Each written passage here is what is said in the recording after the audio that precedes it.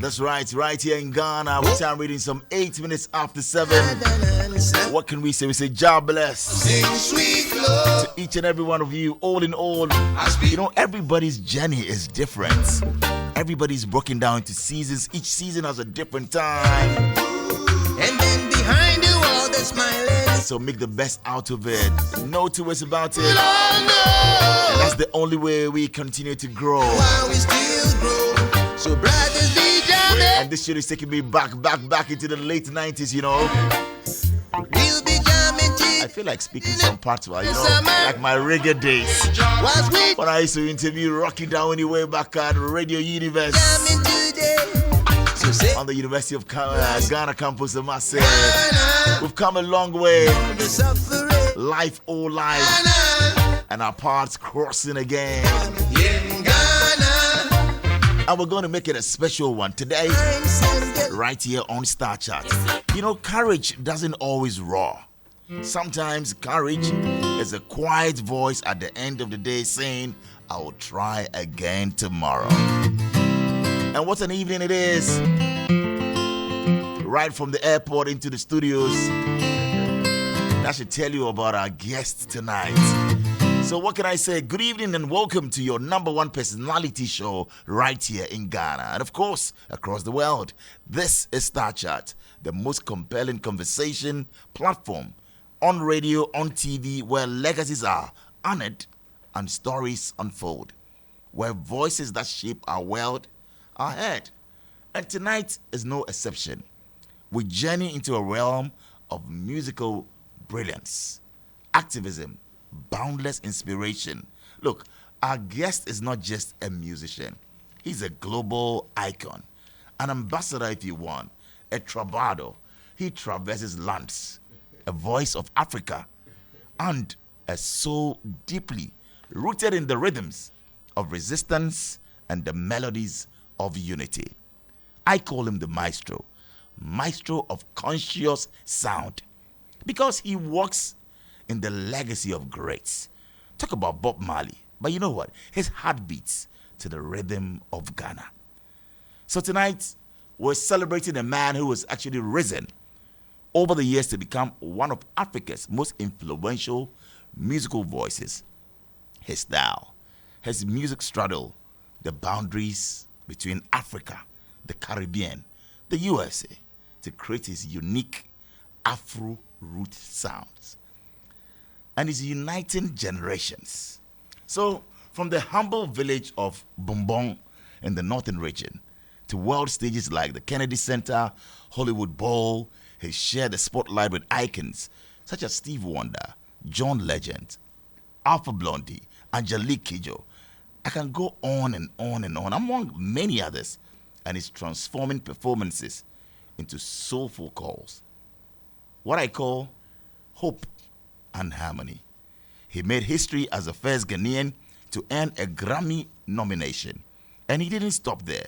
4 nominations strong and still counting. He continues to soar, spreading messages of empowerment through melodies that get to uplift and heal. He's influenced by soulful protest of Fela Kuti and the spirituality of Bob Marley. His genre, blending 6 album branches of the same tree. Well, is it Kumbacha? He'll tell us more about that. Nominated for the Grammy in 2016 for Best Reggae Album. And also, Afro dancehall anthem, African Thriller, lighting up global airways. We'll get more into the album, but tonight, the man is right here with us. A definition of a global citizen, Grammy-nominated reggae superstar whose sound he calls Afro Roots is a stirring fusion of Afrobeat, high life, reggae, soul, and all that you want. More than an activist, more than a musician, he's a true human being. United Nations Goodwill Ambassador for Environment for Africa since 2018. And also UN Ambassador for Clean Cooking Alliance.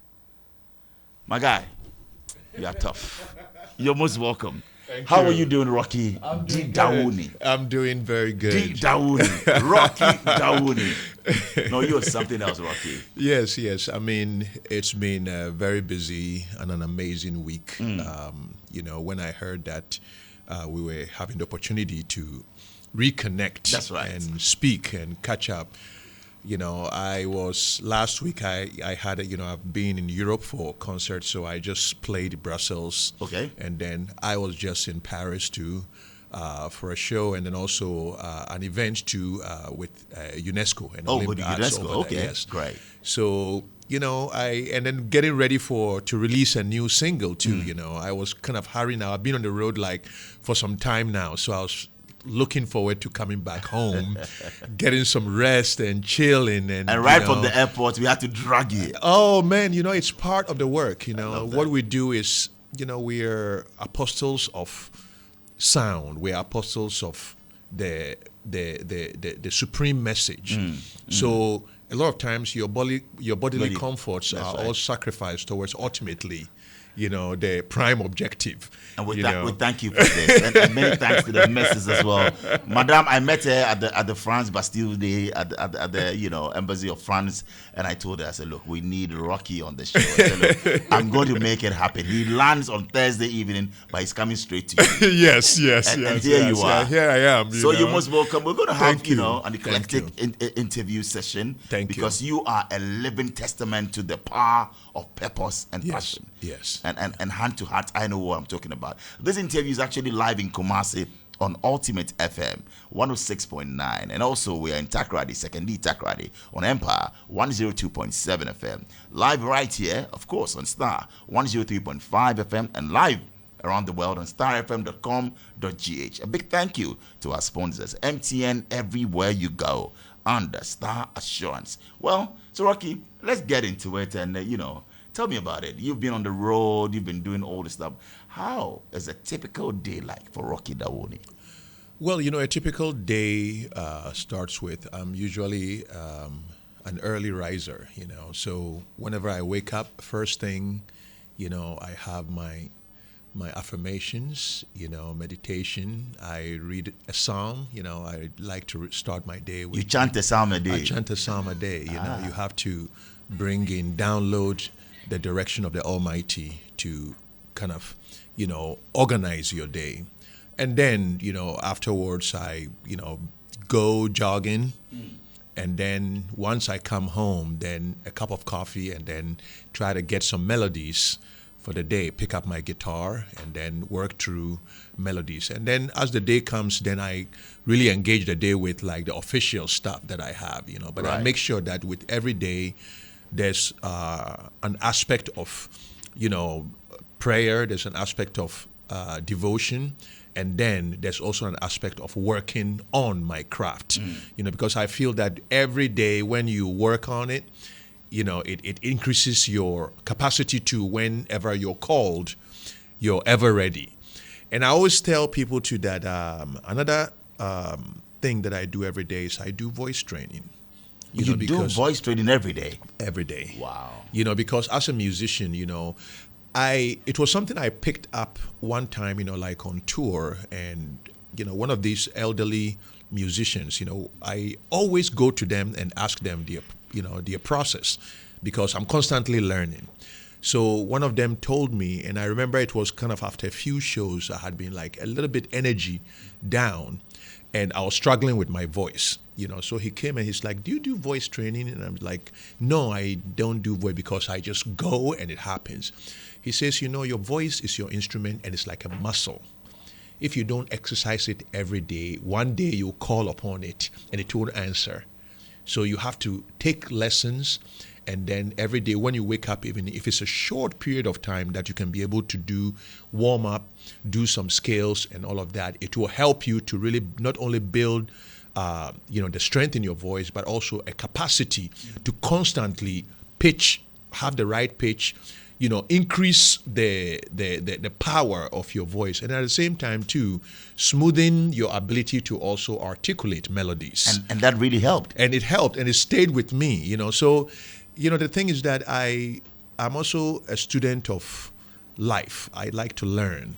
So even some of our upcoming musicians, sometimes they don't know. They come up to me thinking that they're coming to ask for advice. But you draw from them. But I as well, draw you from learn. them. Wow. Because I feel that, in life, it's all about, the understanding that knowledge is not equated to age. Wisdom is not equated to age. The child will have the greatest wisdom and the greatest answer to a question that you have been searching all your life. So I pay attention to our upcoming musicians. They are my teachers too. Two upcoming musicians or young musicians that you admire and maybe you've picked a thing or two from will be. The thing is that whenever I mention names, I get a bunch of phone calls. Oh, but I mean, people will call me like, so Rocky, you didn't call me, I'm your guy, you didn't mention me and all of that. Maybe top two. Yes, they might. But there I'll might be say others, top yeah. two. There's a musician that, have been really female singer. Okay. Her voice for me, like when I heard her voice, I was just like, this is something really powerful. Enam, I don't know whether Enam, okay. Enam, not really in the mainstream, but no. I don't go. My thing is, genius is not in the mainstream. Wow. I have been in the industry for a long time, and I know constructs of industry. I know artists that are basically front persons for a whole organization. You have songwriters, you have this and that. So you see them up there thinking that, they are one way or the other.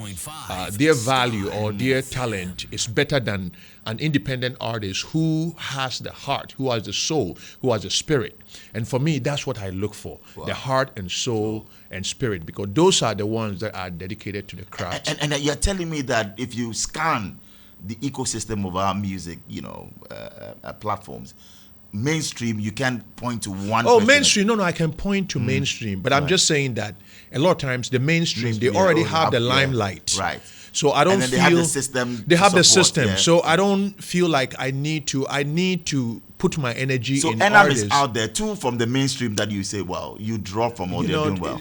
Mainstream, if I talk two, are they trouble? Okay, because we could do 5, so that at least top 5 should come to you easily and say that. Okay, I'll start from Samini. Samini, Okay. good one, right? You love Samini too. I love Samini. Oh, I love Samini. Samini is my brother. Wow. Stone Shatter. It's an S thing, SSS. But but because Samini Stone Shatter. Because it's from the yes, legacy of it's reggae music. True, when we put the legacy of reggae music down, it broke certain walls for reggae music to be accepted, and these artists have been instrumental in really crafting like Ghana's Blueprint, if you want. blueprint and commercial profile. So that's why, but that does not stop there. I go back to like Nanam Pedu, Amachi Dede, Kojo Entry. You've given us the 5 already. It's fine. No, more day. You don't want any trouble. And then Kwabena, like the new ones that are coming up, Familiar, Right. So you listen to all of them. I listen to all of them, Wolasi, these are the artists that when I go and chill, you see, I chill, I have my headphones, I go there because it's knowledge, it's education, it's inspiration. The day you feel like you have arrived, that's the day you need to, drop your mic and walk off the stage. You have to constantly be inspired by your peers. That's right. And for me, these are all artists that I feel that are doing the best in their capacity, in addition to a whole lot. Other ones we that I understand. have not mentioned. But Rocky, you've been described as Ghana's musical ambassador to the world. I mean, when you look back at your journey from where you're coming from, Upper West region to the Grammys, what do you see? Tell us about it. I mean, how do you feel when you walk those platforms and you are there at conferences and... I think that it is a journey of trust and conviction. There's a story that I tell all the time, and it's a story that I told Stevie Wonder when Stevie and I played the Hollywood Bowl. Okay. And it was a journey that one day, I remember, growing up as a musician, my neighbor had like a stack of records. So and I want to say my neighbor's the father's name because I know he was on your show, you know. Yes. James Ollins Lindsay. Lindsay, yes. So Yes. James and I were, kind of like brothers. Our families were in Koforidua. Yeah. Our mothers were friends. Right. So his dad had brought like all these. That's the CEO of JL Properties. Yes. Yes. Yes. You grew up with James. I mean, we grew up, we're Your like brothers. brothers, Wow. So, so I was the one pushing the music, and he wanted to be an entrepreneur, Got it. from the onset. So one day his dad had come, had taken a trip to Nigeria, and he came with a bunch of records.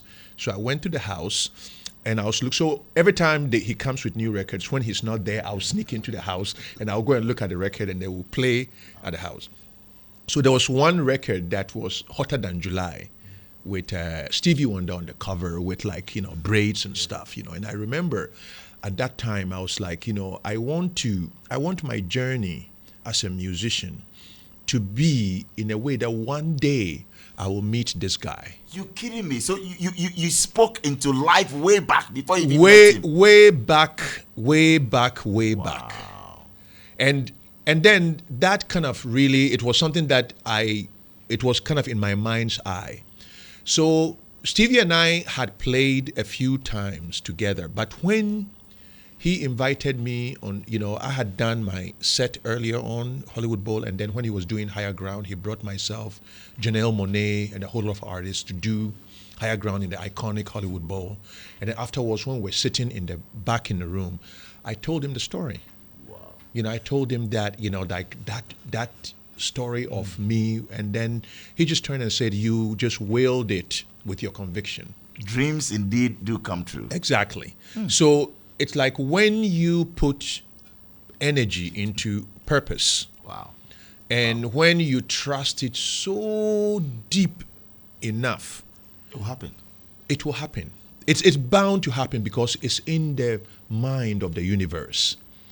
This is a moving story because this is a boy growing up in where Takrady, you said. Koforidua. Yeah, Michelle came to Koforidua. Yes, so Barracks boy. Barracks boy, and then we moved to Eastern region. Yes, and Stevie Wonder back then was a music sensation, superstar. Exactly. And you said you wanted to be like him. And I wanted to make sure that I work on my music so that one day I get to meet this man. Wow. But then not only did I meet him, I got to share the stage with him, and I feel that that is an inspirational journey for every artist that, you can't stop believing. And this has not mean that my journey has been one of ease. My journey has been one of, a lot of challenges. We'll talk about that because, we're building up. Exactly. But I'm curious about your dreadlocks. At what age did you start to lock your hair and to say, well, I want to be... Are you Rastafarian, though? Yes, I call myself a Rasta. Who's a Rasta? I see a Rasta as somebody who loves humanity, somebody who sees themselves as, their brother's keeper, somebody who believes that, sees God in everybody, and somebody who transcends religion and sees the humanity and the love that is transcendent. Is Rastafari a religion? Not to me. Not to you. So for you being a Rastafarian is not you belonging to a sect or a religious body. No. For me, it's a consciousness. I love that. It's a consciousness of God consciousness, knowing that God manifests in everybody. So I am free to go to a church. I'm free to go to a mosque. Yeah. I'm free to go to a mosque. I'm free to go to, when I was in India, I was invited in temples and all of that. I have the clarity of mind that I can find God in every house of worship. Who are you? Where do you fellowship? Well, I don't have, you see, that's why I don't belong to a sect. I don't belong to a church. But you can find me. I've visited many of the churches here. I just don't want to mention it because then it sounds like I'm choosing a side, I'm also very, also very painfully aware of what religion has done to us too. Because when you look in history too, there has been, religion has been a tool not also for our spiritual liberation, but there also has been a tool under which slavery and so many of the things that became means of enshackling us mentally, has been through religion. So for me, I am very wary of associating myself. I only try to find God in religion. So every church that I walk in to pray to God. Wow. It is not a prayer to whoever the human personality is there, or whoever is leading the church. It's my search for God. So that's what I believe in. And I believe that what will you say to Rastafarians who see you and say, well, he's not a true Rasta because, he's not one of us? Who has the right to tell anybody who they are? You know what I mean? That. Because, in the long run, the nature and life is diversity. You even look at plants, and you see diversity that makes a forest. So if the creator is, the creator's creativity is based on diversity, who are you to say that your sect is the one true sect? Your sect will have the truth, but it doesn't mean it's the one true sect. Interesting. This is deep. Yes, we're all deep, right? Wow. At what age did you start to grow your hair or lock it? How many years ago? The thing is that my connection with Rastafarianism was, started very early. But it started more in terms of my search for God. So at an early age, I started reading the Bible. And I remember this is something that when I tell people, they start making, so I stopped telling people. Tell us today. When I actually started a church when I was a kid in the barrack. Rocky Dawuni started a church in the barrack. So you were how old? I was like 7 years old, Really? In the barrack. So I got all the kids to go and cut like palm fronds, and they build the church in the back, and I will gather them and I'll preach from the Bible. And then I read the Bible. Every night I read the Bible. And then I started even doing catechism stuff in the Catholic Church. So they will come and pick us from the barracks and take us to, Tema, and then bring us back. So my religious kind of education started from there. So, but I was always interested in the source. And that has also led me throughout the years. I've had opportunity of, playing for the Holy See, for the Vatican. I was invited, my band was invited. We headlined Journey of the Itineraries of the Soul. We were invited by the Vatican. I spent time over there. I have been opportunity of being at the Al-Aqsa Mosque, right to the Well of Souls where Muhammad ascended. You've performed there? No, there I went for prayers. Okay. And then the Wailing Wall. Right. And all of, so I have, through my spiritual journey too, I have gone through lands. I've met a lot of spiritual leaders all across, because it's not, my music is informed by spirituality, and the spirituality is finding wherever God manifested in God's diversity. I try to find God. That's why when I see everybody like my brother, I don't see differences. I don't see tribal differences. I don't see what's it called, racial differences. Right. I don't see national differences, because I see God in everybody. God in everybody. So at what age was the question? The age, right? After that, then the music started coming in. But the search for God was early. Okay. And then the strong sense to minister with the music also kind of merged with, because reggae music already had those elements of the spirituality, also the dedication to Africa. Okay. Because I believe that if God created man in his own image, you can't be a black man and worship a white God. You know what I mean?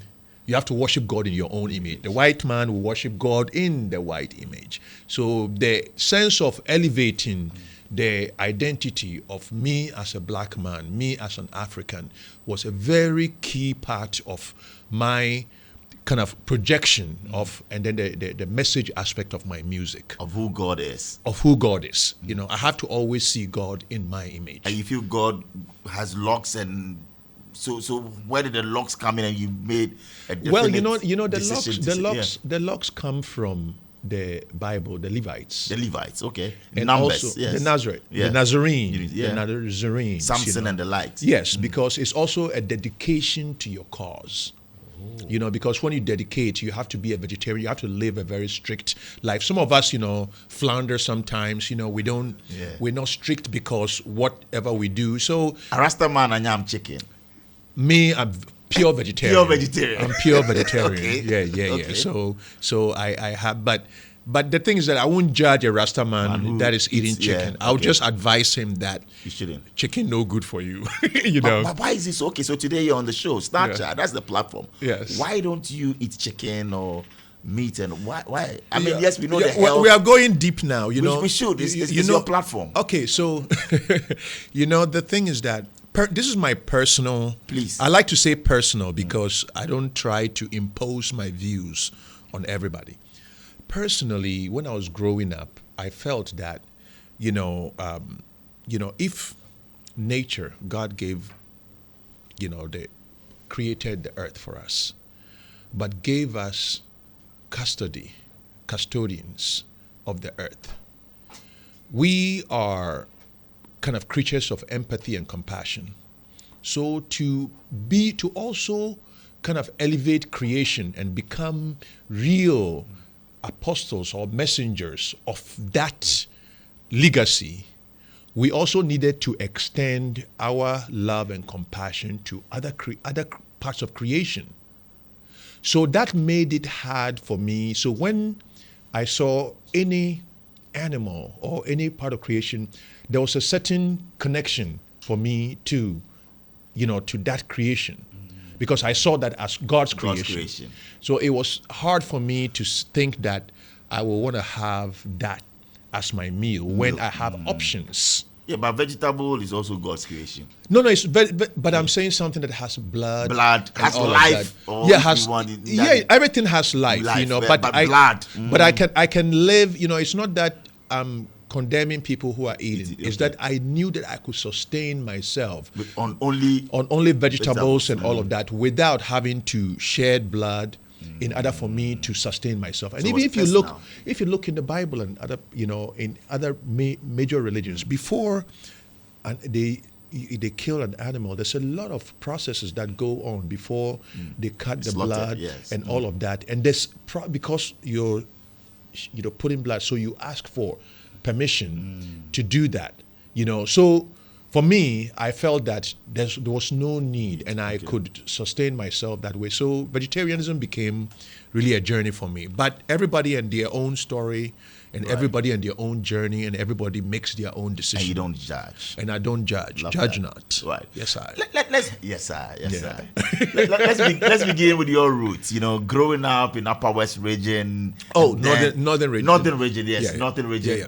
How did that shape your, view of the world, and of course your sound? Yes, the thing was that, so this was kind of the structure of my father was the son of the king, the chief of Bumbong. Bumbong in the northern region. Okay. He was the last born, so he migrated and came and joined the Ghana military, and so in Tema, Michelle Camp. Okay. So I was born on the military barracks. Oh, okay. That's where you were born. Tema, yes. Okay. In Michelle Camp. So I even didn't know any part of the world. I only need military life till I was 12 years. You joking? I'm telling you. You had never traveled to the north to Bonbon. Well, within that time, my father would take me in this, but I lived in the barracks. The barracks, and then Ashiama was our major town. Yes. So every time the soldiers, would take us, Michelle Camp, then Ashiama, then all of that. Then when I qualified for the secondary school, then my father, then I went to Tamale Secondary School. But within that period of time, my father would take us back to Bumbong. So I was learning the indigenous culture, and because I came from a chief's house too, the traditions were part of my upbringing. So I first of all also started really learning a lot of languages here. my first like traditional language was actually Chi. Chi, okay. Yeah, you know, Chi, and then Mike Chi. Mike Chi, yeah, Right. Chi. But Yeah. you speak Hausa. Hausa, Najin Hausa. Okay. So I speak Hausa, and then Ga too. I spoke Ga very well in the barracks, but now it's a little rusty. Right, okay. I still can speak it and understand it, All but right. sometimes I have to have the. And then of course Fanti. Fanti, okay. Fanti was actually through. A lot of times it was through James's family. All right, You know, right. because James' mom yeah. and my The mom Fantis, were yes, that's it. friends and all of that kind of stuff. So that was kind of where my Fanti also got like really expanded, you know. So I felt that through my life journey, I became like an expression of the diversity of Ghana, culturally. So it was something too that was instilled in me and informed my worldview. My worldview was, you know, trans-tribal. You know, I didn't really see, like, in terms of, you know, the tribal nature of our country for me was like a gift and a resource. And I didn't see why tribalism should be a problem that should, you know, kind of take away our potential of a cohesive national ideology. Right. You know, because true unity, if unity is informed by diversity, then it's more powerful.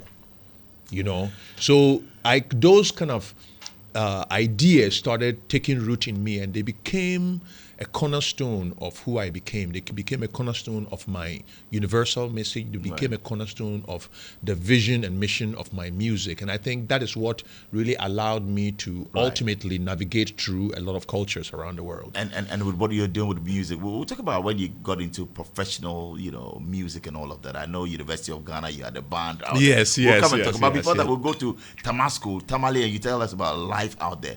But for me, Rocky, you are a global icon, and you've seen it all. But yet still, you are calm, you are humble, cool and collected, like they say. Tell me about it, because you transcend barriers. I want to see the president of Ghana. I mean, maybe John Mahama or whoever comes, and the next, and all of that. But even more so now, that you are made a cultural ambassador, because like you're saying, you speak many languages, you're out there. It's something that should happen, and you should have a Rocky Dawuni, you know, foundation or school where you nurture people.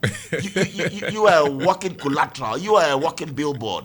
You are an institution, Rocky Dawuni. Oh, thank you very much. Thank you very much. You know, the thing is that there's actually a foundation. So the foundation has Fantastic. been around for some time, you know, and we some of the projects that we're working on, you know, I can't yet disclose because we're It's in the works. Okay, It's in the works, Right. you know, but we have projects, youth empowerment. We have initiatives in the northern region with, you know, women, you know, mushroom training, entrepreneurial training. In the northern region, we're building, you know, cultural incubators. Bless all you. of that kind of Bless stuff you. are going on. But I like to move in silence, Right. you know, And until when is about time to say checkmate? Exactly. No problem. We'll get into that. Let's talk about Tamale Secondary School. This is a boy from Secondary Michelle Camp School, Charlie. and going out to, you know, I'm telling Tamasco. you. But you know, Tamasco was where, you see, that time, no, when I was growing up, so Yes. there was a kind of a musical difference between the South and the North. Okay. So at that time, too, that was when like all of these kind of break dance. Was it in the 80s or 70s? Yeah, the 80s. The 80s, You know, when okay. you had the Reggie Rock Stones, yeah. were the dancers. You had the Nana Gazos, all of that. So Nana Gazo was like the big dance champion in the North, and then you have Reggie, and you have Ajiti Soa, and all of that kind of stuff, you know. So there was all of this North and South thing. But then when you were in the South too, the music was primarily like more like American music, pop music. But then when you went to the North, it was reggae music. Oh, really? Yes. Okay. So the North was like, you know, you go to the North and it's like reggae, you know. So all of a sudden, I live here. First of all, I was introduced to reggae music through the military, the soldiers. The soldiers loved reggae music. Okay. So and then the military band always played reggae music. So I was first of all, introduced to that. But when I got to Tamale, Tamale was like reggae. The home of reggae music. The home of reggae music. Why was that so? Up north. You know, it was some element, something that, you know, like Alpha Blondie, you know, like all of the stuff that was coming from was all extremely popular there. Okay. You know, Black Uhuru, you know, Burning Spear. You go to our Peter Tosh, Bob Marley. So it was kind of like a very unique, interesting place. And then added to that too was like the traditional music, you know, the Simpa. You know, I remember Simpa nights were some of the most amazing. You know, Simpa is like a traditional, like it's a dagomba, like up north, right? Up north, but it's like a pop music kind of thing. Really? And they used to have Simpa dances.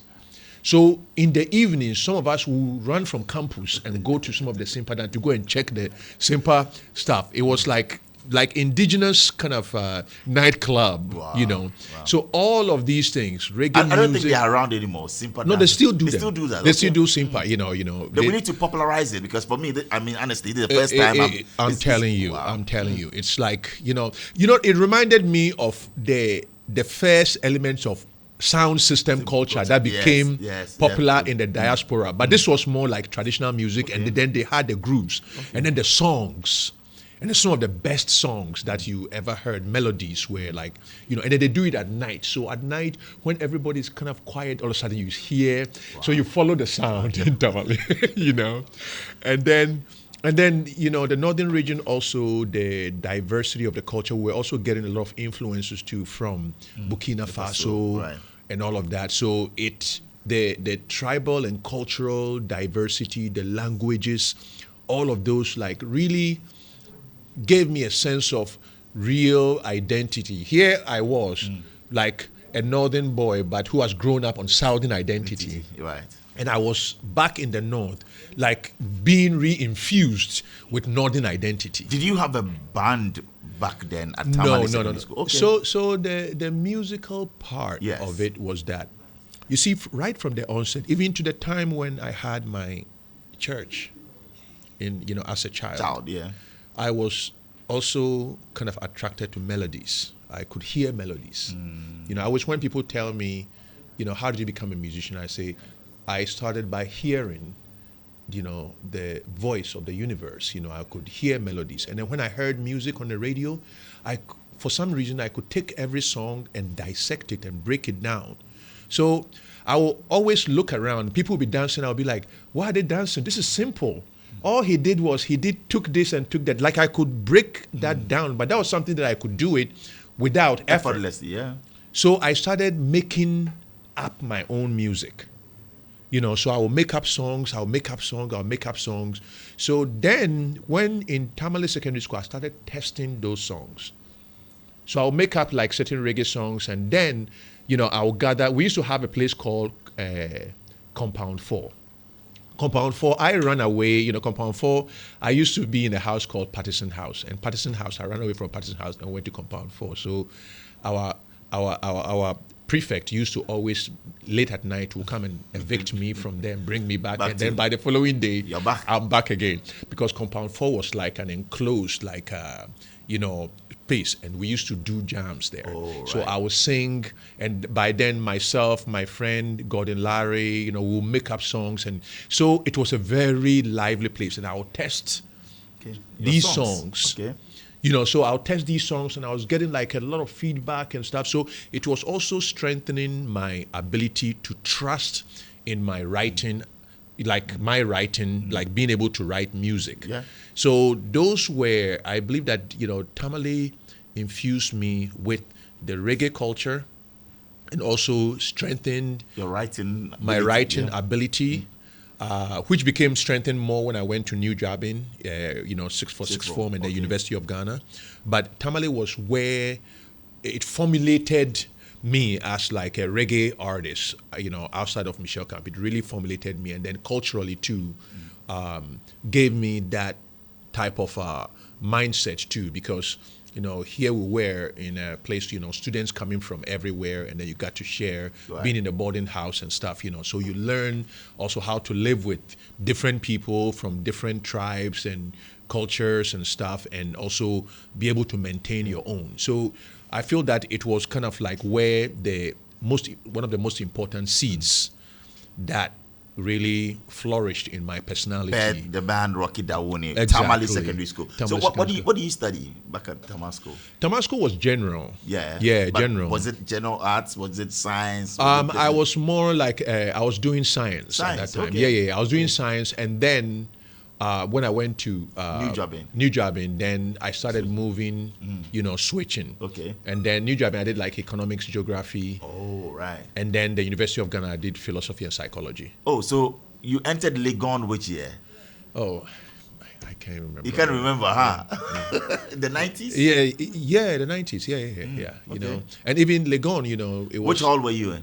The Kwafo. Yeah, I was a farmer. I heard a lot about you in the Kwafo. Yeah. And that is where you actually formed your band. That was, you see, by the time I got, no, but that was actually, the reason why I formed my band was that after sixth form, I decided I didn't want to school anymore. Oh, really? You decided that you're going to pursue music? I was becoming too bouclong in my head. Okay.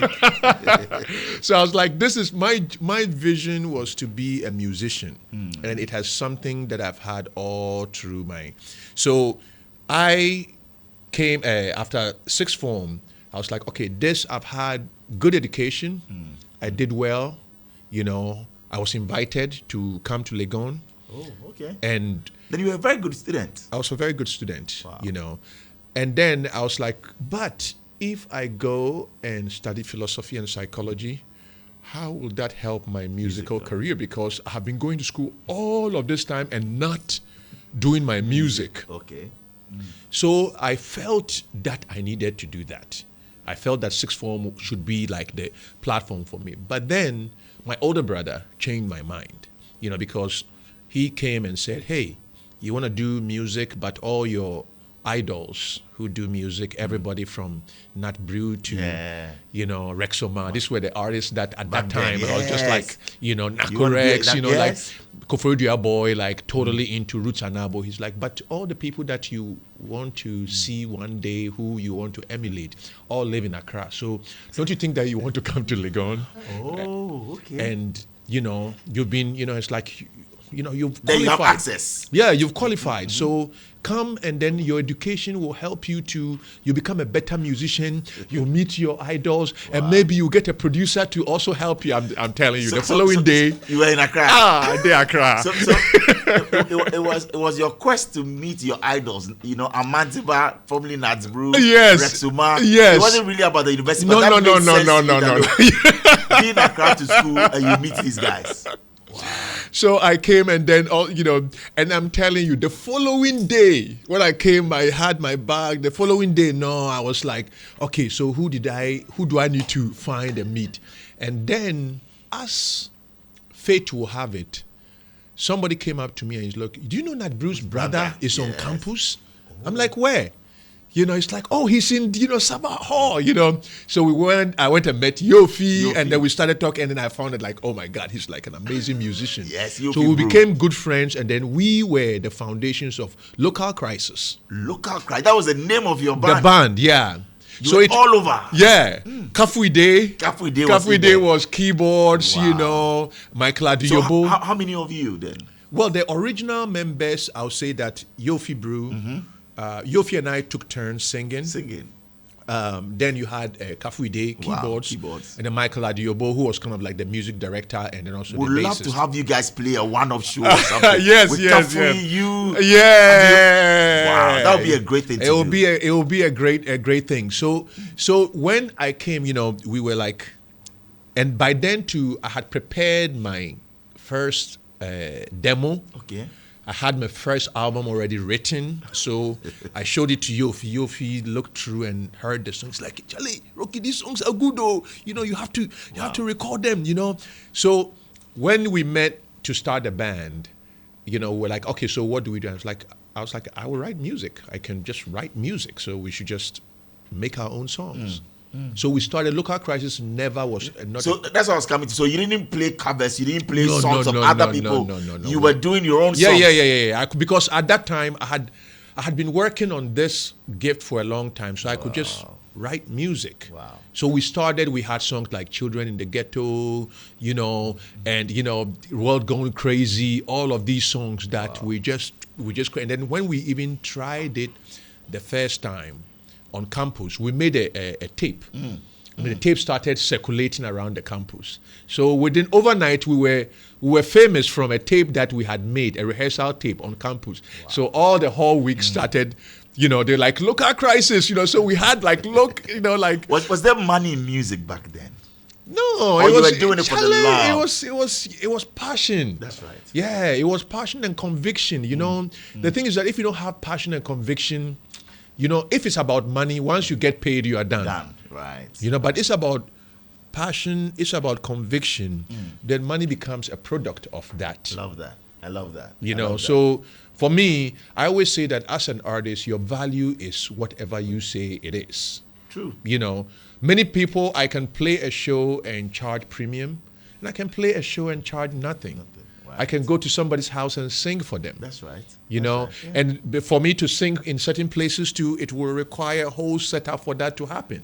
Wow. So it's all a value. Know your worth when. Know your worth when, but always be appreciative of the gift. I love that. Yes. Your music seems to resist easy classification. I've had people say, wow, Rocky, what's he doing? Okay, Afro roots, reggae, what? Have you ever felt pressured by the industry to conform to a particular sound or genre?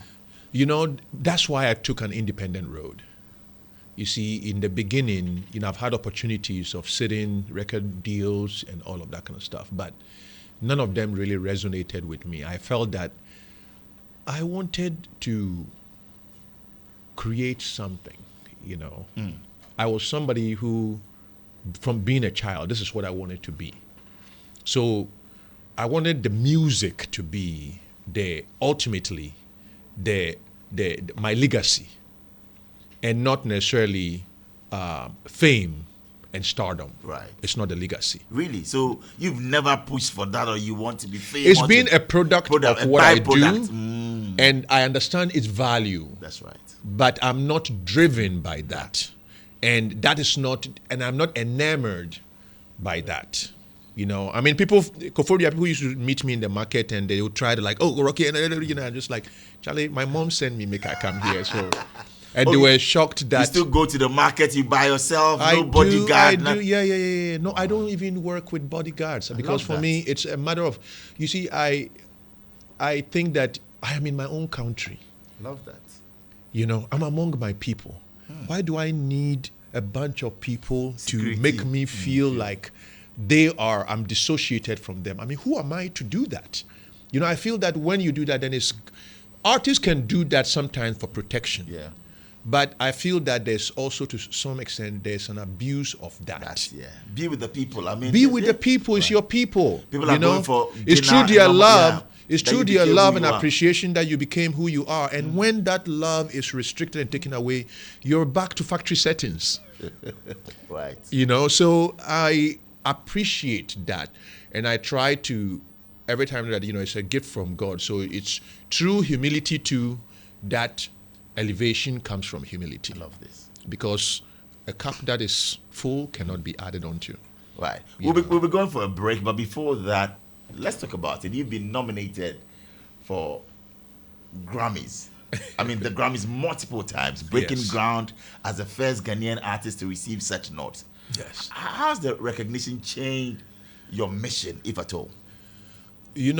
Actually, prior to the Grammy, most people don't know that the Grammy was a product of, years of work, years of pushing my music, years of crossing into America, years of starting to fuse my music with high life, more of the high life music and stuff. So there was an album that I did called Book of Changes. Book of Changes had Wake the Town and all of that. My reggae albums had made me popular all through Crusade, in Ghana has had me touring the world. I was doing WOMAD, everything all around the world. Most people don't know when this started, So you paid your dues. I paid my dues. But afterwards, I decided to change my sound. So I remember a music executive even coming up to me when he heard Book of Changes and it's like, You are a very courageous artist because not every artist will, once you've reached a place where you found your sound and you found your audience, then you want to change.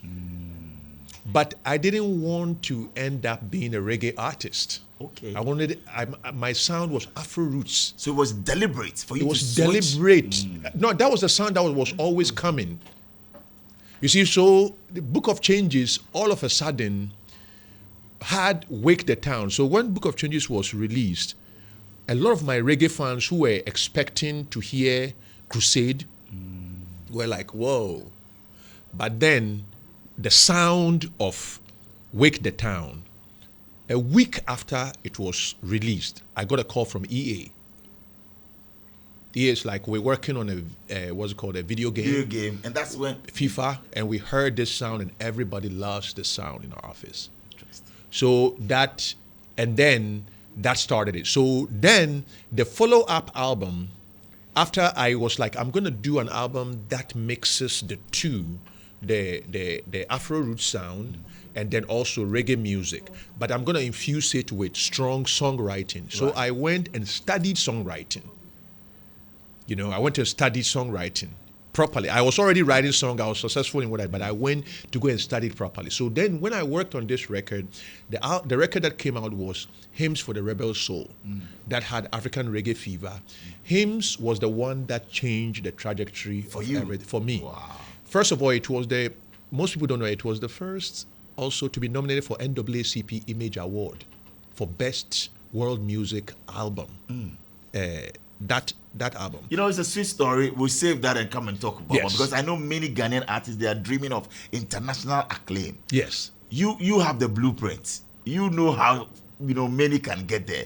After the break, we'll come back, we'll talk some more, and we'll ask, why are many Ghanaians not hitting the global stage? Nigeria is doing it, South Africa with Amapiano. Rocky, you've been there at the Grammys. You tell us right after the break. We'll be right back. Bola Ray. Bola Ray. Bola Ray. Bullets. Bola Ray. Hitman.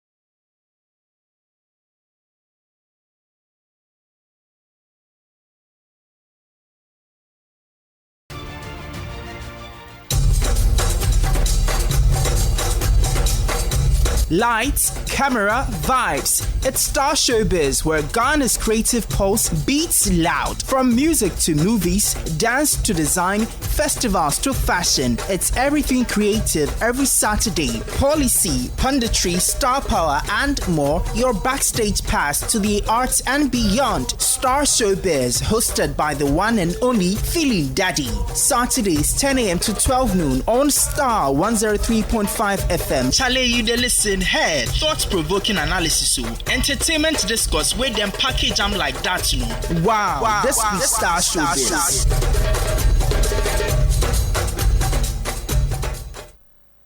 Connect with your presenters one-on-one. Starr FM social media. Follow us on Twitter and Instagram at Starr 1035 FM. Facebook, like us, Starr 1035 FM. Bola Ray. Bola Ray. Bola Ray.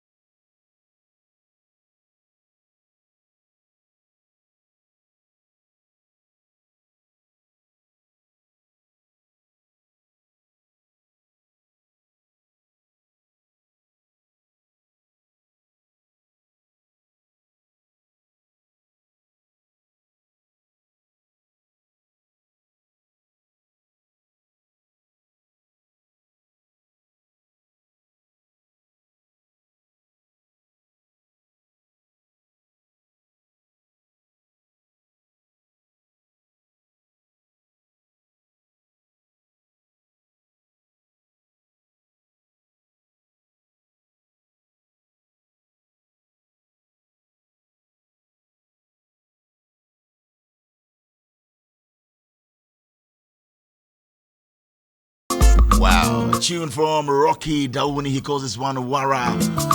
Welcoming us back from the commercial break. And Eben, CEO of Telecom Channel, says, Bola, are you sure this is from Rocky Dawuni? Of course, from Rocky Dawuni. Sound is different, huh? We'll get more into it. And also shouts from Yvette from Hacho going out to you. Says, great tune. Rocky Dawuni is truly an icon. Well, that's how we want it in the town. All right, interesting, Rocky. So we're talking some more, but some great news from MTN. You know, if you're looking for a smarter, more secure and eco-friendly way to stay connected, I have some great news for you. Yes, to live seamlessly with MTN's eSIM. Enjoy the ultimate convenience of multiple numbers on one phone. So you get to switch seamlessly without swapping SIM cards and activate it instantly from your home or on my MTN app. So you can now experience enhanced security with an embedded eSIM that can't be stolen or damaged. Plus, you get to play your part in contributing to a greener planet. So it's simple. Just dial *#06# to check your phone's eligibility and download my MTN app to go seamless with MTN eSIM today. And also some great news from Starr Assurance. Celebrate 40 years with us at Starr Assurance. 40 reasons to smile. It's a great promotion that is running from now till the end of the year. You could be one of the many lucky winners to walk away with a whopping cash prize of 10,000 Ghana cedis in quarterly draws. And there's a grand prize where you get to enjoy a trip. And that's a luxury trip to Dubai. So simple. Visit customer.starassurance.com or call 0302-751-333 to buy or renew your existing motor insurance policy. Be a lucky winner today with Starr Assurance, your solid partner. So remember, the promo is in conjunction with the NLA and is on the Caritas Lottery platform. Wara by Rocky Dawuni. DJ Mono will bring it back for us.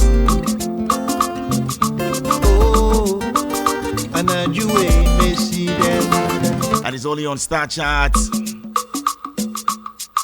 So Kafu Day actually sent a picture, way back, a local crisis, and I just had to, get them to project it on the screens for us if they come. So I'll get it to my producer Erica to get it out there. So Kafu Day says congratulations, and Rocky, you are a gem. So yes, let's say hi to Yofi Brew, Michael Aduyobo, David Dawuni. Who is David? Is that you or your brother? Hey, be me. It be you. Oh, so they call you David where you had It's them. David Rocky Dawuni. But the David, anytime you call me, either you're calling to collect money or you are my mother or something official. Okay. So David Rocky Dawuni. It's actually David Rocky Nendo Dawuni. Nendo Dawuni. Yeah. Wow. That's Wow. Yes. So we're getting into it, and there's some people who are asking for us to, get you to perform for us exclusively on the show. Like when guests come here, they have to do something great for us. I don't know which one you want to perform. Oh. Or your throat. You're just. From the plane, Charlie. Oh. All right. I beg. So, all right. Then. So we go do them. All right. So the folks who are actually sending, so Abna from airport, sorry, Rocky cannot do that for you. And also Ato says I would have loved for him to perform in Ghana for us. I love the intro. And also Selassie says, can he do something for us? Rocky is a superstar. Excited about this. Okay. Oh, thank you. So interesting stuff going on. So we're talking about, the global reach. Yes. And getting onto that stage. What has been your trump card? What has been? I was actually getting right to that with sure. So ahead. the album, you see, so I had the journey is that I started from here, had a vision, rose, had like successes and certain albums that all of a sudden had international recognition. But then the Hymns for the Rebel Soul album was the album that I was mentioning that I brought the elements of fusion, the yes. So that was the turning point album. So that album first of all, became successful in American television. Right. A few tracks on were licensed for television shows in the U.S. So that's big money for you. Very popular TV shows. Okay. So all of a sudden, this record, because it was kind of a perfect blend of high life, reggae music, and what's it called? Afro roots. Recently, a few years ago, Songlines magazine, which is one of the most influential, magazines when it comes to music, named it one of the most essential reggae albums of all time. Really? Yes. That's a great feat. I Yes. mean, Rocky, you're going places. So, but that's what I'm talking about. This record, this That's Hymns right. for the Rebels. So it had African Reggae Fever. It had Download, and it recently too, lyrics from that same record.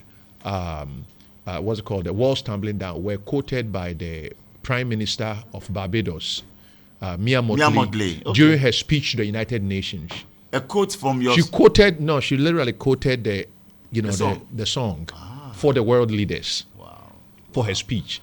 So that's why I'm saying that album was an album when everybody said, oh, you've reached your peak, you've had in Ghana and all of that. I went back to the drawing board and started working and then fused the sounds of reggae music, high life music, and then also Afro. So it started opening a lot of doors. And then it got the first nomination, which was the NAACP Image Award. So through that set me up for the follow-up.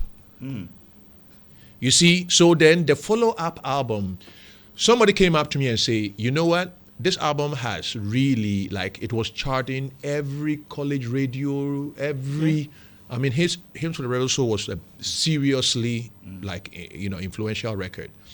So he told me that if even you are able to do half of what you did for this record, for your next record, it will really bring about some big changes for you. So the pressure was on. So Branches of the Same Tree, I worked on Branches of the Same Tree, and when Branches of the Same Tree came out, people were shocked. People are talking about, what's it called? African Thriller. Right. It's an Afro dancehall song. Right. African Thriller was the leading single from that, and African Thriller went crazy. BET. It was shot by a lot of the people who shot it were filmmakers from Hollywood. They came, they all loved that. So it was a very high value video that was shot for that song. So it took off. Branches, there was a tour, it was a partnership with another label. There was a tour that supported it. I did Europe, the US, the profile of the album was what led to my first Grammy nomination. So you made history as the first Ghanaian artist to be nominated for a Grammy. And yes, 4 years on, after that, you still 4 times you've been nominated. What does that moment mean to you? Personally, and for African music at large. Because for you, when I think of the Grammys, I'm thinking of you in that space with Angelique Kidjo and all of that. Yes. The thing is when the announcement came, how did you tell us for the first time? The first time it was like everything. The first time you've never been there, it's never happened to you. So the first time I remember that people in Ghana heard it first. So I had woken. I was in Los Angeles. Okay. I wake up. I see that I have so many missed calls on my phone, and then I go online, and there was a lot of emails. So I was wondering what is going on, and then we had answering machine too that time. So there was all of these messages. So I go online, and then I saw the nomination. And the thing that it was also a revolutionary kind of, shall I say, moment too for me, because that category, Best Reggae Album, there's been only 2 African. There's Alpha Blondy was nominated, and then myself. There's been only 2 African albums that have gotten the nomination for that category, and most of the time is it's a place where people from the Jamaica and the Caribbean are the ones that win, get nominated in that category. So it was interesting, but the reason why the record was attracted the attention of people was that it was the fusion. When you listen to that year, all the records that were nominated, every record was a reggae album. Branches of the Same Tree was Afro Roots. It was the fusion. Very unique. Very unique. So I think that caught the attention of the voters, because they will listen and say, okay, this is reggae. This is, oh, okay, what is this? Right. And then also with the prior kind of nomination from Hymns for the Rebel Soul for NAACP Image Award, and then its profile in the what's it called, the African Reggae Fever was used in the World Cup. Okay. When the World Cup happened in South Africa, that was one of the 2010, theme yes. songs Right. that was used. It was also used on EA video game. Yeah. By then EA was every album they want me to give them first. So even with like hymns, there's a lot of songs that were used on a variety of games. So all of this was part of creating. I was present in American television, college radio, the touring circuit, all of that. And then it really magnified my presence. So will and you led say to that for Ghanaians to actually get there, which many are praying for, No. you need to be out there in the USA, you have to be No. on tour? No. Because my thing was that it wasn't because I was in the US. It was Okay. because of the music. Okay. There's a lot of guys. Wasn't it about your tour, performing, certain Yeah, stages and but that was because of the music Music, had correct. gotten that. It had nothing to do with geography. Okay, It okay. had to do with the content quality, of what the I've done, okay. and then the try, because there's a whole lot of African musicians who Yeah. who are there, Correct. who've been there, who are still there. Okay. But this was something that was a unique thing.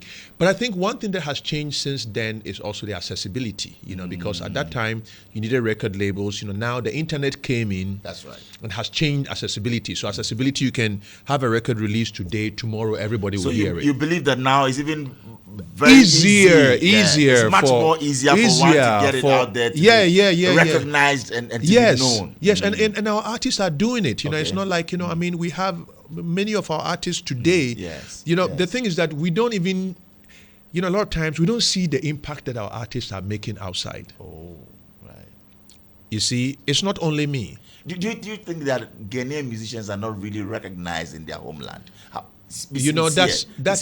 That's a matter of conversation. Really? Because when we I say don't appreciate our own like we no, should. me can't back we better some say. No, but it's the No. truth. Say that it is without fear of the favor. the thing is that Yeah. we need to support our music. An artist like myself, I've undyingly projected our country. So. But you feel that Ghana has not really pushed you like they should, right? Ghana has pushed me, but I'm saying that with everything, there's more that we can do. We can jump behind all of this in an organized way. When I was touring, when even in Ghana had become a big thing, and I was touring on all of these festivals, I would go and artists from the Caribbean, they will have their country coming with them, setting up booths. So when the artists finish playing, there's listing for tourism, all of this kind of stuff. But you were alone now? I was alone. Wow. For years. You come, you have meetings and all of that kind of stuff, But it got to a point where you were just like, you know what? The love of my people is enough.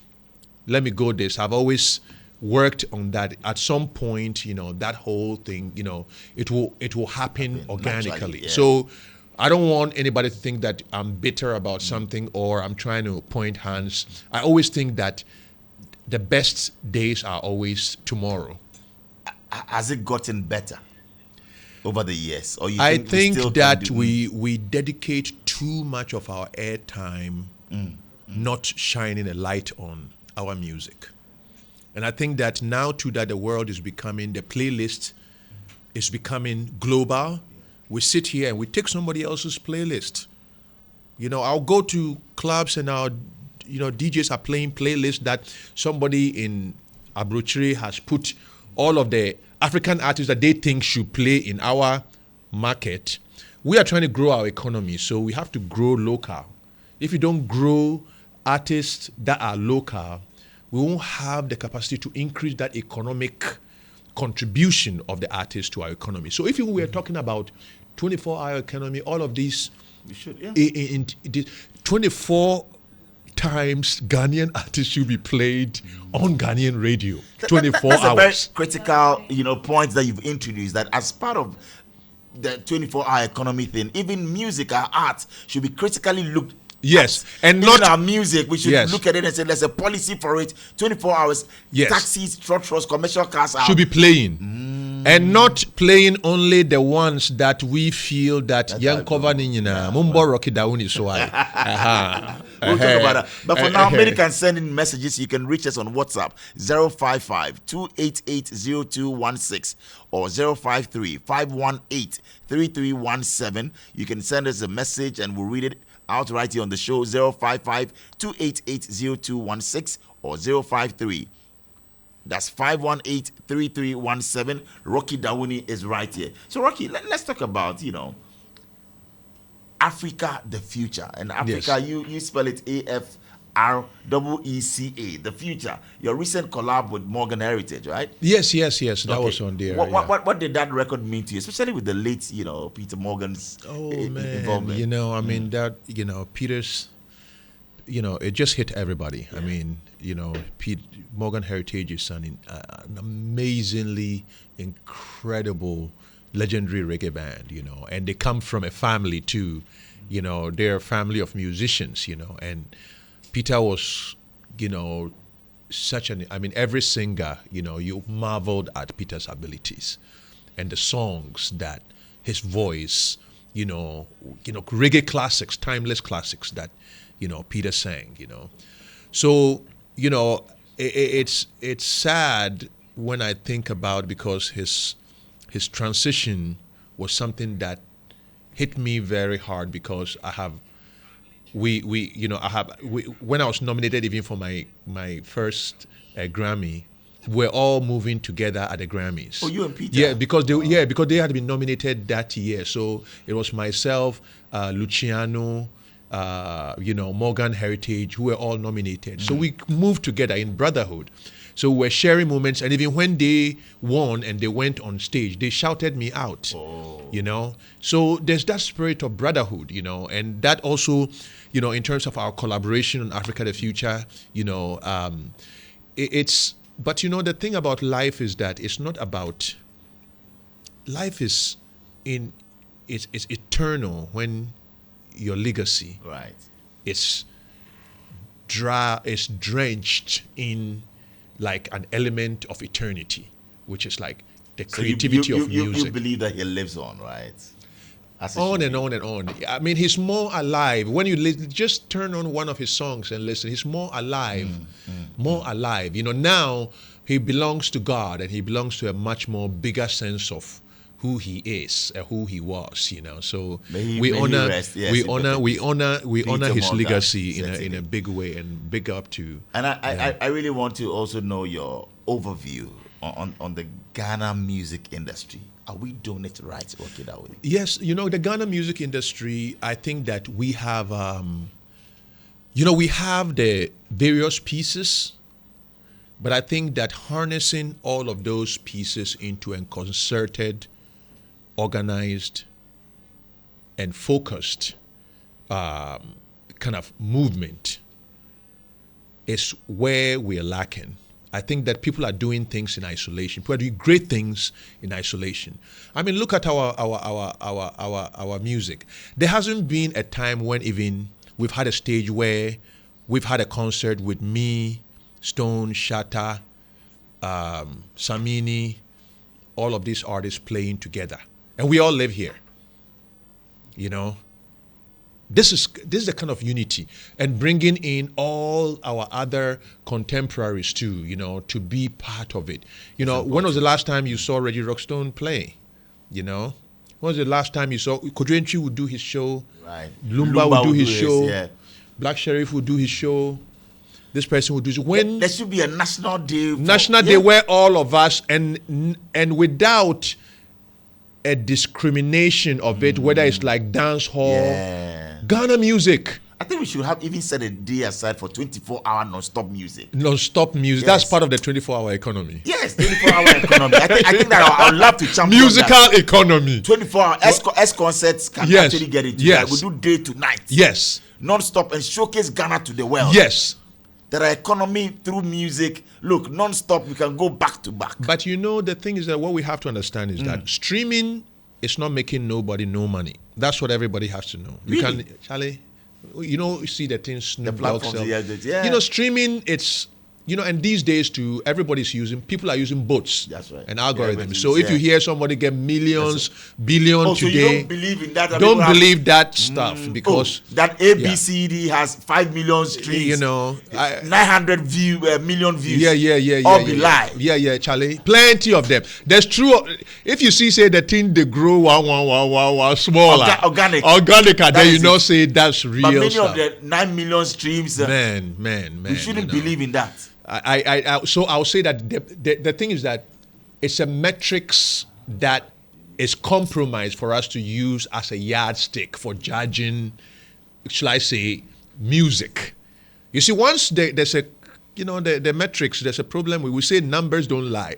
But once the lie did the numbers inside, then you know that you can't use that as metrics. Interesting. Okay. So, You know, and then I feel like we need to have our own national playlists too. There should be a playlist that is not dedicated by outside entities. Outside entities are selling to us, but their interest. I want to wake up one day and the father of the land, the president of the land, President Mahama, will say, "This is my playlist." I would Yes. love to see President Mahama's playlist. Playlist. That would be mega. But the playlist is for make them Ghana or else we dey in Yes, next Ghana. up. I'm telling you, something that we are challenging President Mahama on the show right here on Starr Channel. Yes. Between now and sometime, maybe it would be great to have that. Between Yes. now and December. Like- President Mahama's playlist. Yes. Solely Ghanaian tunes. Yes. You know, holy. Yes. That would be fantastic. And then many we should will have follow. a national playlist too that is funneled from the radios.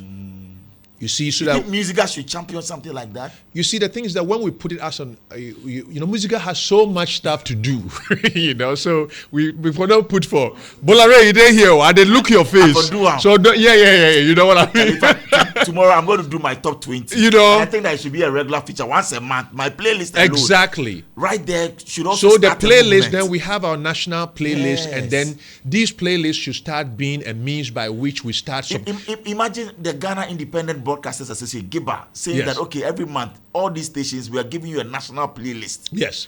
Compulsory. This Yes. 20 music. Yes. Rotation across all the Exactly. 470 whatever stations. Exactly. across. 24-hour economy that would support. be great, eh? It will At be least no, but that's play your music, but you can have this introduced in it. Every Exactly. month, 20 of our songs in Exactly, there. And it's exactly, mandatory. exactly. That's why I feel that the concept of, you see, right now, even when you look at every country is closing their borders. So, America says America first, you know. Which, okay, if you say America first, that's okay.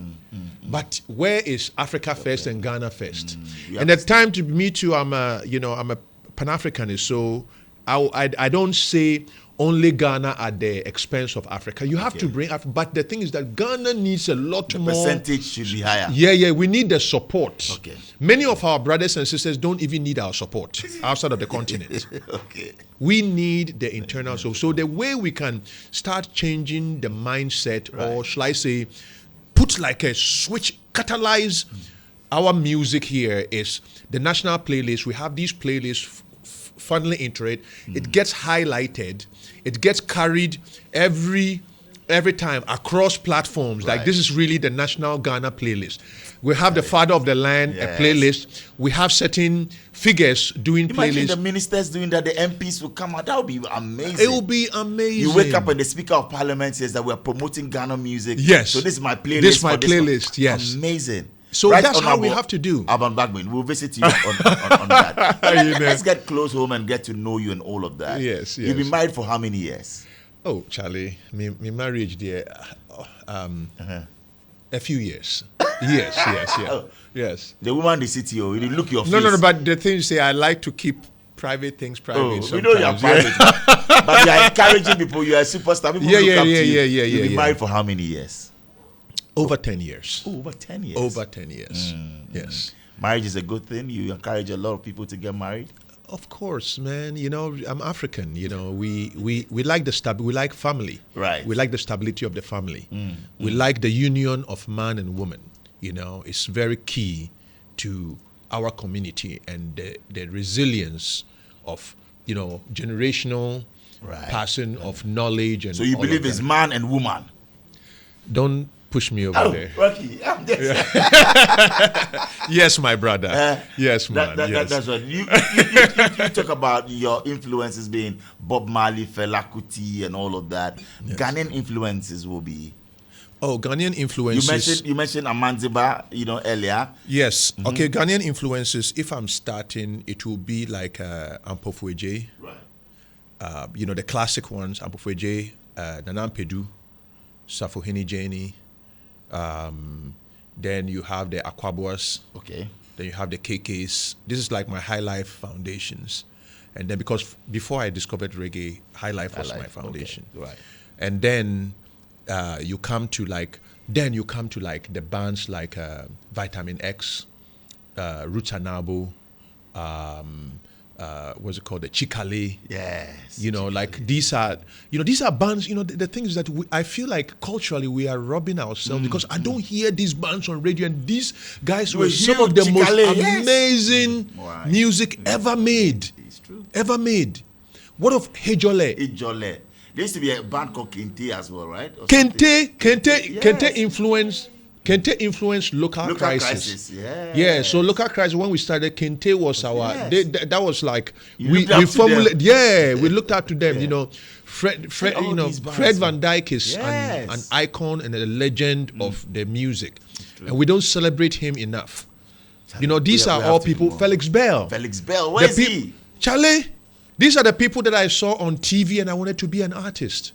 Franklina Jones, So our history, our musical history, we don't always. Arts and culture, we only talk about the top, and then somebody will say, "I'm the first."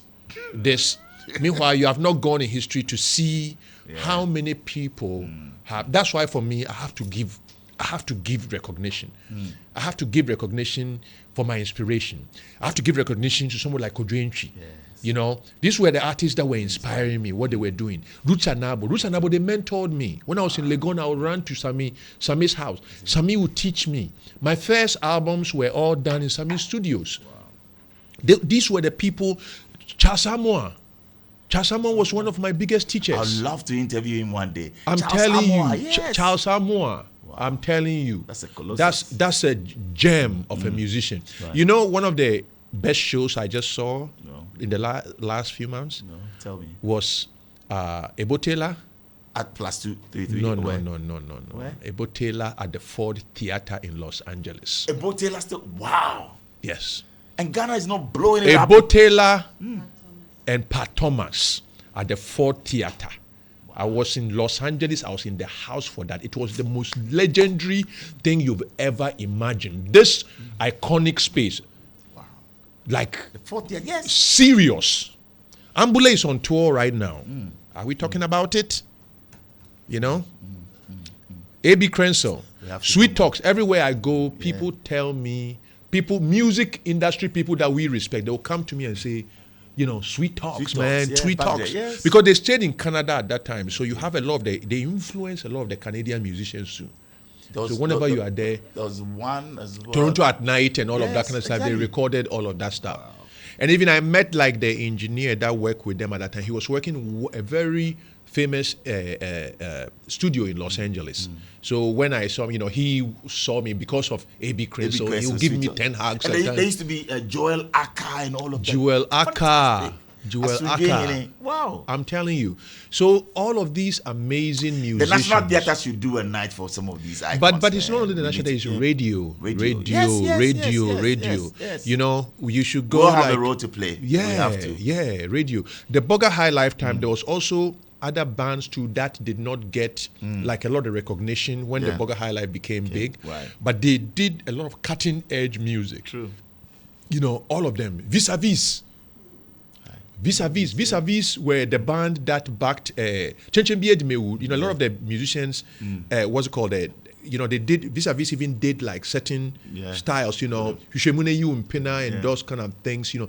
There's like all of these bands that Charlie, we should have a national day of music. You know, so we need. No, we need to. We are rich because the history is there. No, we are rich. Even if you are remixing some of these songs for the new generation to just stick to the world. I'm telling you. What we have. I'm telling you. And it's influencing people out there, and they will make the music and they will bring us back to us. And we'll be jumping and pushing, and we don't even know why we are dancing to it. It's anyway, because some of our own day inside. It's that time for us to go. It's time for the mystery question. Rocky.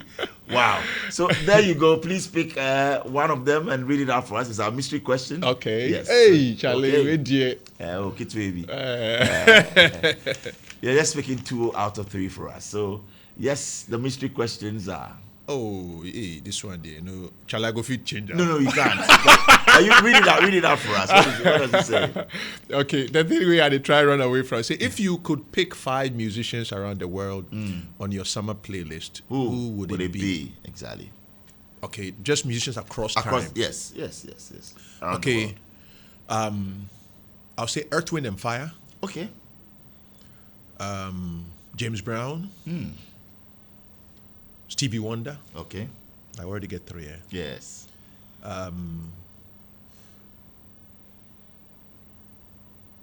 Earth, Wind and Fire, James Brown, Stevie Wonder, 3. And the 2 will be? I'll say Nana Pedu. Okay. And? How many do I have? 4. So you have the last one. And that will be who?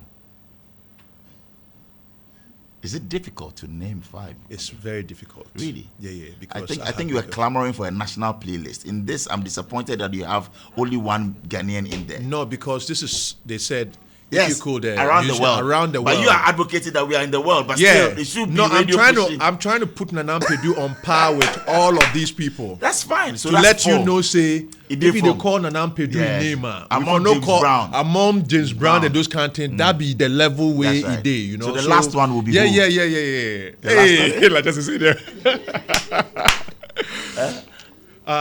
Yes. I think the last one will be Ebo Taylor. Yes. All right, I got you in there. Yes. You got me there proper. This is Star Chat. The next question, please. Move on to the next one. Hey, okay. Where you now? Yes. No, you do 2 out of 3. We have 3 mystery questions for you. But we'll just do 3 for you. Yes. Oh, wow. This is if you could curate your dream studio session with any musicians or producers, past or present. Correct. Who could be in that room with you? Creating We Are the World kind of thing. Okay. First of all, I will start with I'll say Quincy Jones, producer. Ebo Taylor, producer. We have these 2 producers. That would be a good one. So you have the American and you have the African, the 2 producers. These are masters. Musicians, I'll say Kiki Jan, Bessa Simons, because you need 2 of those kind of from that era.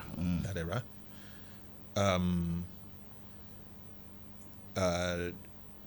Drama, Ganaba. Yeah. Not Ochema Asante. Guy Warren, yes. Guy Warren on Ganaba. Drums, Ochema Asante on percussions. Yes. Okay. This is an epic trans-universal track I'm talking about. Stevie Wonder, Michael Jackson, in there. You know, Pat Thomas. Because when it comes to vocals, I think Pat Thomas, Michael Jackson. Yeah. My producers, I think we should get Pat Thomas into the studios one of these days. I mean, one guy we need to celebrate. Charlie. Phenomenal. I just saw him sing and people were melting in the aisle. Charlie. That track is one of the best tracks in the world. Yeah. Sikayo Muja. He's something else, you know. Okay. And then... Last two. Guitarist, I want Akable in there. Sure. I want Akable in there because Akable will bring the flair of the high life to the Quincy Jones who don't understand all of that. And then And then who? No, there's one musician that I have not had opportunity to, because I want the horns to be arranged in a way that it's epic, it's world class. Osei Tutu. Osei Tutu is one of Ghana's Finest.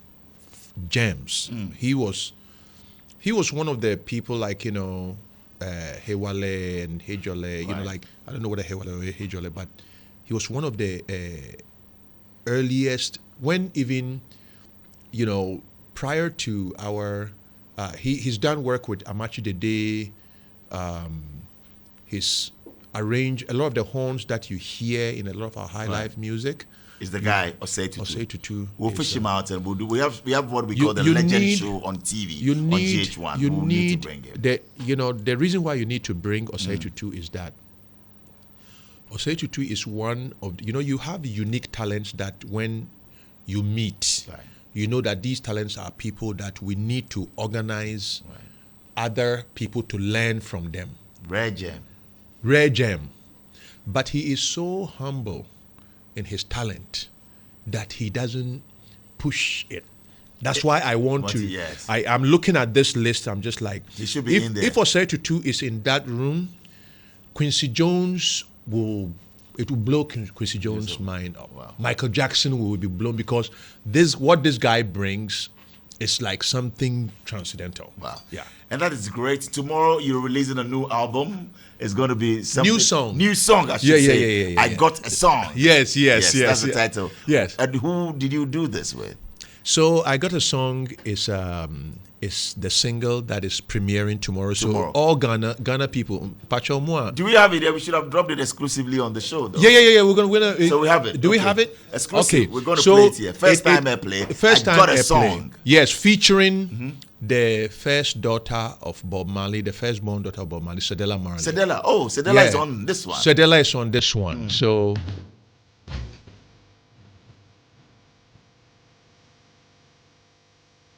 Bola Ray.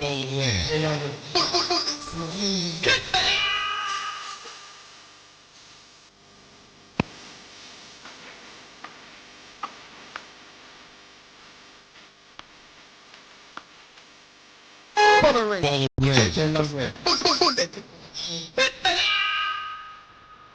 103.5 Star FM.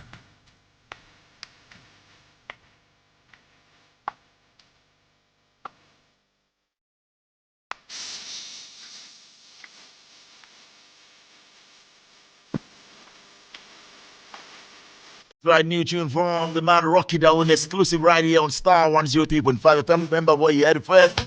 Simply your best station. That's right, I got a new song, I got a song. And it features Cedella Marley right here. Great tune.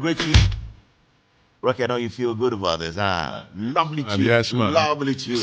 You know what? Introduce the tune for us one more time. We'll bring it from the top. Yes, so this is the global premiere. That's right. Of I Got a Song right here in Ghana on Star Chart 103.5 FM. Exclusive. Exclusive. That's right. Rocky Dawuni, Cedella Marley to the world.